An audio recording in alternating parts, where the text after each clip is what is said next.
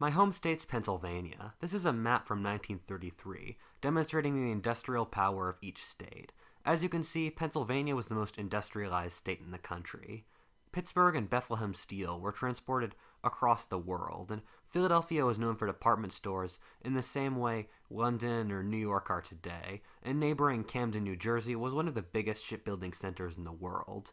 In 1945, 54% of the entire world's economy was based in the United States. This number was artificially high due to World War II, and America has actually been a stable quarter of the world's economy ever since the 60s, but it shows a remarkably high sugar high.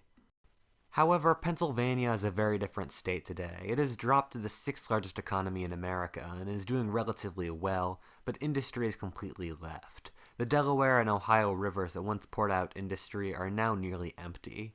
Driving across the center of the state brings one through towns that died when the factories left. Population has been moving south and west for decades. This isn't just Pennsylvania. The other neighboring states, like the state of New York, as opposed to the cosmopolitan downstate city, Ohio and Michigan, alongside several other states, are all struggling with the exact same issues. This region is called the Rust Belt. Why did this happen, and did it have to happen? Industry has been leaving America as a whole, not just the Rust Belt. America has lost more than 5 million industrial jobs since 2000. This industry was mainly going to China, but as China in turn becomes too expensive, it has transferred to cheaper nations like Vietnam, Sri Lanka, and Indonesia. Although it's so recent and has been occurring outside most of our main visions, this is actually one of the largest economic and political shifts in all of history. Think I'm exaggerating? Give me a few minutes to explain. So why did the Rust Belt in America as a whole export industry? The reason is mainly cost. American workers were expensive for a laundry list of reasons. The standard of living is more expensive, unions, taxes, etc. In the 1990s, after the fall of the Soviets, the worldview was unbelievably optimistic. For example, in 1992, Francis Fukuyama published a popular book called The End of History and the Last Men, in which he posited that liberal capitalism had been proven to be the best ideology in the world, and that wars and balance of power struggles would gradually decline as the entire world united under that ideology. Clearly, he hasn't read the comment section of any one of my videos. This seems laughable to most of us today, but it shows the immense optimism that existed at the time. Under these auspices, and the belief that the world was one massive community, it made sense to export industry abroad. Almost all the world had opened up to free trade capitalism, including nations that were artificially poor due to decades of communism, such as Vietnam and China. It made sense to export industry to these cheaper countries and then sell the goods at remarkably cheaper prices in the first world countries. In this way, hundreds of factories opened up in Asia and many closed in America. In another world, tariffs might have been seen as an entirely reasonable reaction to the rise of Japan in the 90s. In the 1980s, Japan was undercutting America in many technological fields. However, in 1992, the Japanese economy burst and has not been competitive since. America might draw the conclusion never to be undercut again in this timeline, and thus create tariffs. In this timeline, the Clinton and Bush administrations lightly make tariffs that prevent American industry from leaving. So what if America never deindustrialized? What would the world be like? What would culture be like? That is the question of this alternate history.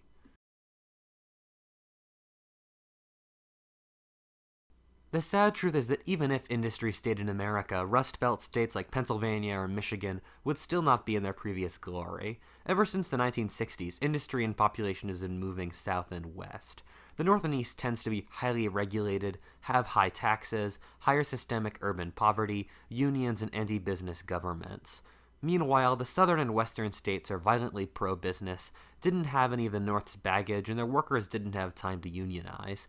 Air conditioning also made south of the Mason-Dixon line not completely hellish for half the year. The region where these jobs moved in our timeline is called the Sun Belt, and in this timeline, the Sun Belt would be thriving even more with the added industry. With the industry, however, there'd be a much larger pie to share, meaning that overall, the Rust Belt would be significantly better off than our timeline. Over a few decades, the Sun Belt would begin to unionize and become just as expensive as the North, meaning that a sort of equilibrium would be reached across America. That would probably not have happened by 2018 in this timeline, however. The social ramifications across America would be wide-reaching. The cheap goods from China were effectively a way of subsidizing the lower and upper classes at the cost of the greater middle class. The lower class are those who work jobs that are lower level than industrial, like janitorial or waiting jobs, and the white-collar upper-class intelligence economy workers were given much cheaper goods. Meanwhile, the greater middle class, who had jobs based around industry, were cut out of the equation and their purchasing power was severely weakened. This helped increase income inequality as an issue in America, and thus that would be less the case in this timeline. This had effects across the entire American economy. This cutting out of mid-level industrial jobs resulted in a race to the white-collar jobs. This helped result in a massive college attendance rate, the second largest in the world, which in turn resulted in a glut of white-collar professional workers and an epidemic of college debt. Meanwhile, immigration resulted in a struggle for lower-class jobs, with cheaper foreigners once again outcompeting native-born Americans. The quality of American goods would be much worse. American goods were frankly worse than those made in Germany, Japan, or other countries. The importing of manufacturing made items cheaper and more accessible. Fewer American homes in this timeline would have flat-screen TVs, for example. The opening up of trade created enormous fortunes at the top of the social hierarchy. America would probably actually have a smaller economy in this timeline as a total. People do talk about automation, and that would eventually be an issue. Machines can produce goods much more cheaply and at much greater speed than any human. However, America would hopefully transition to a higher industry level. This is what Germany did. This would produce a class of well-paid craftsman-level American laborers. If this didn't occur, we would have to deal with the issues of mechanization. However, the massive social effects automation and robots in general are going to hit us with have not been resolved by history yet. My grandson will probably have a lot to say here. We would not have seen the election of a Trump-like figure. The economic issues that were created by deindustrialization were one of the main components of the rise of Trump. The general malaise resulted in political polarization as people tried to look for someone to blame for why purchasing power has been stagnant since the 70s. Today's political climate is much to blame from deindustrialization. Also, as mentioned earlier, the struggle for low-level jobs also helped stoke anti-immigrant sentiment, which also helped the rise of Trump.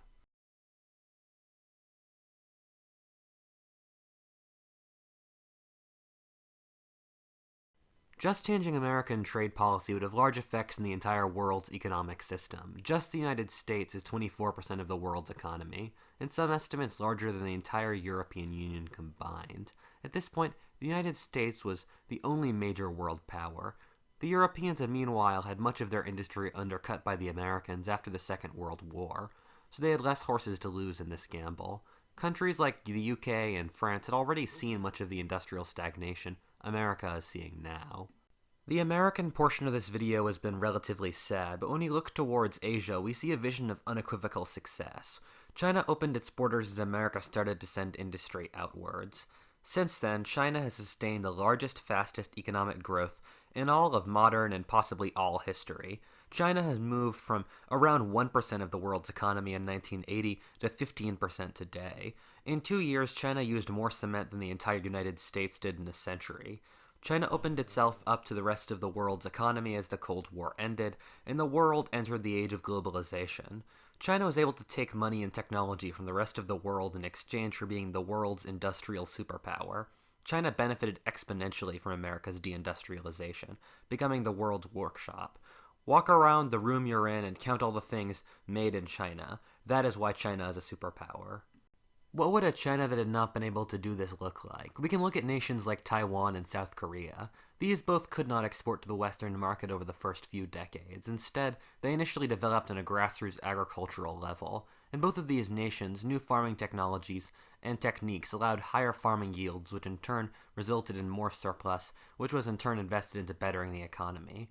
This is how most of the nations in the West industrialized in our timeline in the 19th century. However, in later decades, these economies transferred to become dominant in exporting industrial goods to the West.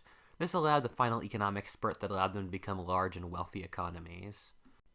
The early stages of agricultural consolidation would happen in this timeline. An issue might be that due to China's population density, industrial investment might not make sense as labor would be so cheap. However, the Chinese government has shown remarkably good economic sense over the past few decades, and if this was the case, they would likely nudge the population to encourage modernization with various policies. This would mean that China and much of the tiger economies like Taiwan, South Korea, etc. would industrialize slower, probably by several decades. Taiwan and South Korea are more likely to trade with the West than China, due to being strong American allies. In this timeline, China would not be a major player for a very long time. This would create an interesting irony. In our timeline's China, the cities have been thriving and the countryside is mainly still mired in poverty. This would be turned on its head in this timeline. The countrysides would be exporting income into the cities. This would result in a massive geopolitical shift. The central geopolitical question of our day is how to balance the rise of China as a world power. This would simply not be the case in this timeline. All the results of a powerful China that we see across the world, such as the Belt and Road, the investment in Africa, the South China Sea naval conflict, and the rapid military mobilization, would simply not exist. We would also not see the rise of neighboring nations that got all the jobs that were too cheap for China, such as Vietnam, Cambodia, Sri Lanka, and Indonesia. These nations are industrializing in the same way China has been over the past few decades. These countries have not really had money long enough to spend it, so the effects on history so far are negligible. From a benevolent God's perspective, America's deindustrialization was a good decision for mankind. The massive trade between East Asia and America has made the world economy significantly larger than it would be in this alternate history. Over 1 billion people were taken out of poverty. Proud historic nations had been humiliated by more than a century of Western colonialism, and dominants were once again allowed to raise their heads and regain self-respect. However, from America's perspective, dropping its industry is one of the stupidest strategic decisions ever in history. The United States in the year 1992, after the defeat of the Soviet Union, was the world's sole superpower, the only time that had ever happened in history. To 20 years later be dealing with a new massive superpower rival is incredible. The United States simultaneously gave great power to its rivals and greatly weakened its own internal system. The economic center of the world shifted from the Atlantic to the Pacific. With the exception of Japan, this was the first time since the 17th century that a non-Western power has been a threat to the Western world. Maybe this shift was inevitable, but it was greatly expedited by this decision. Since this has been so recent, it's hard to grasp its importance, but will likely be considered as one of the great shifts in history and one of the worst blunders. What if Altist? Thank you for watching. If you enjoyed that video, please comment, subscribe, and support me on Patreon. As always, thank you for watching, and please stay tuned for future videos.